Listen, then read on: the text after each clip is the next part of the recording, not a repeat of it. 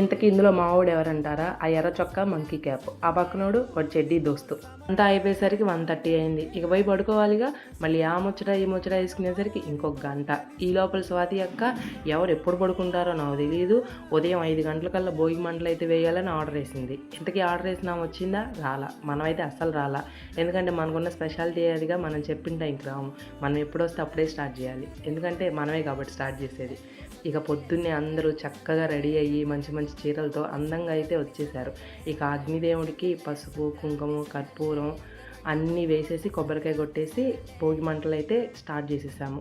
ఇక్కడ ఒక traditional formality అయితే పెట్టుకున్నాం మేము.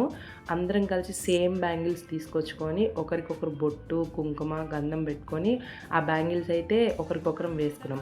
ఈ ఫార్మాలిటీ అయితే నాకు బాగా నచ్చింది. ఏదైనా అకేషన్ ఉంటే ఇలా చేసుకోవటం కామన్, ఇలాంటప్పుడు చేసుకోవటం అయితే కొత్తగా అనిపించింది. మీకు కూడా నచ్చితే నెక్స్ట్ టైం ఫెస్టివల్కి ఒకసారి ట్రై చేయండి. ఇక అందరం కలిసి బ్యాంగిల్స్ వేసుకొని ఫొటోస్ అయితే దిగాము.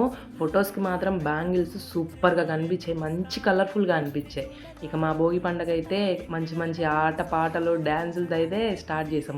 మధ్య మధ్యలో రీల్స్, ఈ రీల్స్ అయితే అప్పుడప్పుడు ప్రిపేర్ అవడం, అప్పుడప్పుడు చేయటం, కానీ ఫైనల్గా అందరూ బాగా చేశారు. రీల్స్ బాగా వచ్చాయి. మధ్య మధ్యలో మా స్వాతి అక్క అయినా ఈ సోలో పర్ఫార్మెన్స్ ఇవే ఈ ప్రోగ్రామ్కి అయితే హైలైట్. మా పండగ అయితే ఇలా పాటలు డ్యాన్సులతో అయితే అందరం చాలా హ్యాపీగా చేసుకున్నాము.